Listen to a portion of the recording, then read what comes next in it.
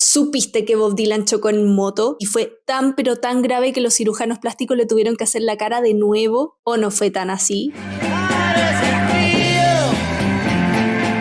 En 1965, Bob Dylan estaba en el ojo del huracán. Les dio la mansa cachetada a sus fans de cartón después de lanzar Highway 61 Revisited, el álbum en que rompió su guitarra acústica y entró de piquero a su Electric Era. Dylan quería rebelarse, hacer ruido, y para eso contrató un grupo de músicos en su nuevo tour. Pero el Roberto, siendo un hombre enigmático, de pocas palabras, no le dio ni una sola pauta de lo que tenían que tocar.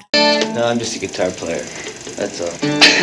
Estos músicos, que luego harían su propio grupo llamado The Band, usaron los conciertos del tour un poco como ensayo-error, recibiendo todas las pifias de los folkies enajenados. ¡Judas! Fue lo más piola que le gritaron al Roberto. I don't believe you.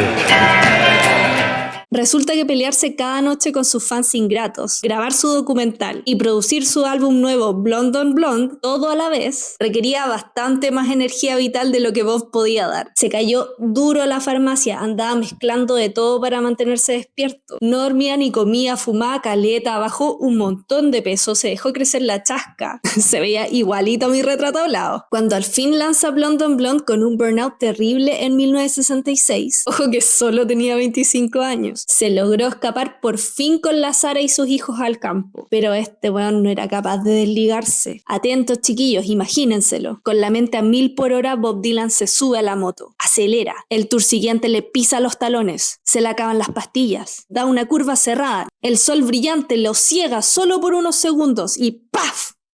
¿Ya? ¿En serio pasó esa weá? ¿Será verdad? El Bob jura de guata que sí, pero no hubo ni un informe policial, ni una ambulancia, ni una hospitalización, ni un solo testigo. Bueno, excepto por la Sara, convenientemente. Ella iba justo detrás en su auto cuando Bob Dylan chocó, así que lo recogió rápidamente todo machucado arriba del auto y lo llevó a la casa de un amigo doctor, donde estuvo un mes recuperándose de sus lesiones. Los medios inventaron de todo, que se fracturó la columna, que quedó con la cara dada vuelta, que ha quedado ciego, que Bob Dylan is dead.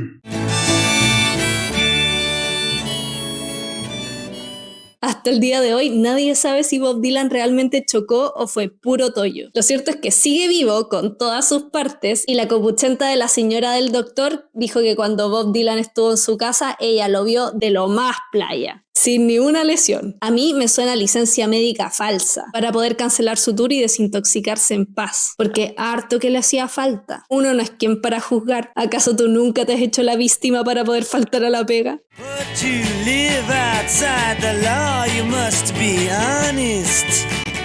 Y así, entre toda esta nube empastillada de burnout e insomnio, nace en 1966 el séptimo álbum de Bob Dylan, Blonde on Blonde. En este viaje que me ha llevado la lista de la Rolling Stone, he escuchado ya 3 álbumes de Bob Dylan. El Blood on the Tracks en el número 9, el Highway 61 Revisited en el número 18 y ahora este. Y tengo que decir que el Blonde on Blonde es mi favorito. El álbum completo tiene un aura especial. Siento que logra embotellar esa sensación muy particular que te inunda cuando estás contemplando tu existencia despierto a las 3 de la mañana.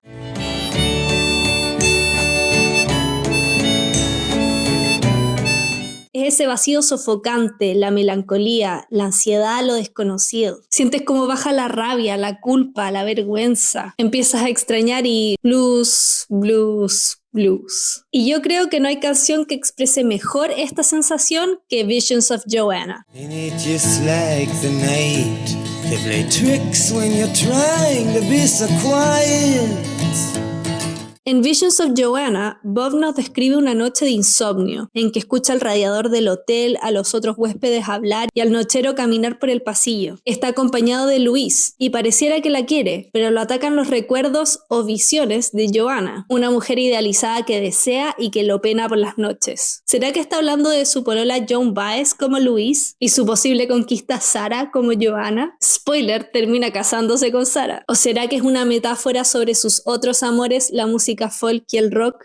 But she just makes it all too concise and too clear that Joanna's not here.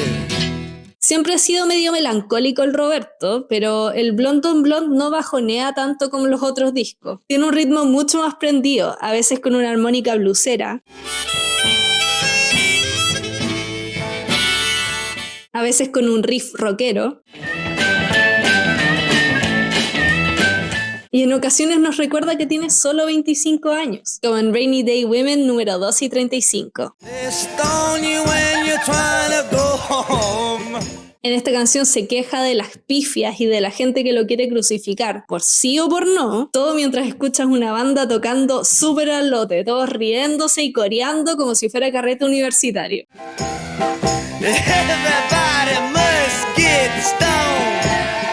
En el álbum anterior, Highway 61 Revisited, el tema principal era salir al mundo y encontrar tu propio camino. Esa intención también se escucha en Blonde on Blonde, especialmente en Stuck Inside Mobile with the Memphis Blues Again.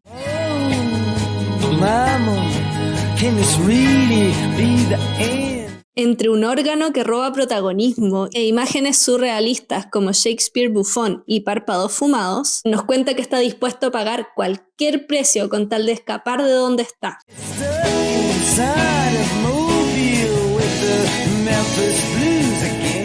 Pero a mí, el Bob que más me gusta es el que tiene dramas de amor. Con una melodía que llega a dar caries, I Want You nos relata que anda empotado con una chiquilla, pero literal todo el mundo le aconseja que no se metan la pata a los caballos. El Roberto sabe ser romántico, en su propio estilo. Y si no me creen, vayan a escuchar los 11 minutos de oda a su señora Sarah Lodes, Sarai Lady of the Lowlands. Among them, do you think could resist you?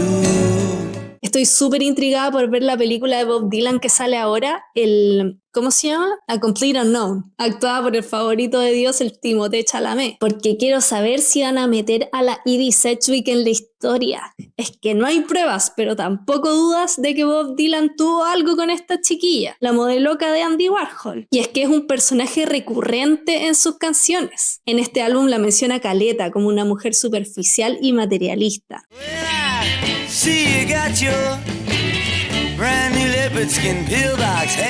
La describe como una mujer que le gusta la plata, la buena vida y la poca vergüenza.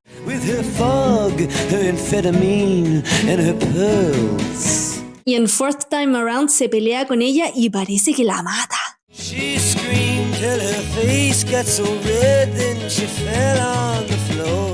A pesar de la posible violencia femicida de la letra, esta canción es polémica por otra razón nada que ver. Bob la hizo con intención de provocar al copión de John Lennon, imitando el estilo y la letra de Norwegian Wood.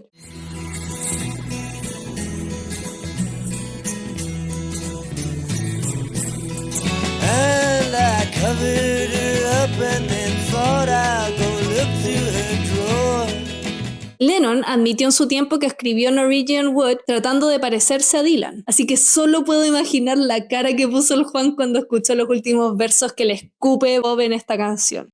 And I never took much, I never asked for your crutch, and I don't ask for mine. Me gusta el Blonde on Blonde, me habla más que sus otros discos. Me da la sensación que las canciones tienen vida propia. Se siente ese fuego interior de querer revelarse. Súmale que Bob tiene plena conciencia de sus propios nudos sentimentales y los puede expresar súper poéticamente. Sin embargo, no es capaz de desenredarlos porque esos nudos son su zona de confort, ¿cachai? No sé, quizás entre neuróticos nos entendemos. Blonde on Blonde, de Bob Dylan, fue votado número 38 en la lista de los mejores álbumes de la historia según la revista Rolling Stone. Para mi playlist elegí One of Us Must Know.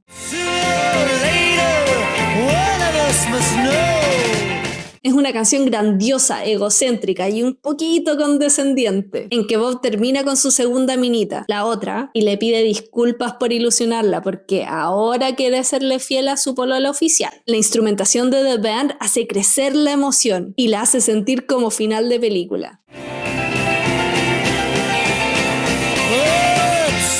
Puedes escucharla en mi playlist de Spotify y YouTube 500 Rolling Stones. Me estoy quedando sin luz. Si llegaste hasta aquí, muchas gracias. Deja tus comentarios y si te gustó, dale un like. Y ya que estás, dale al subscribe y así no te pierdes ningún otro video.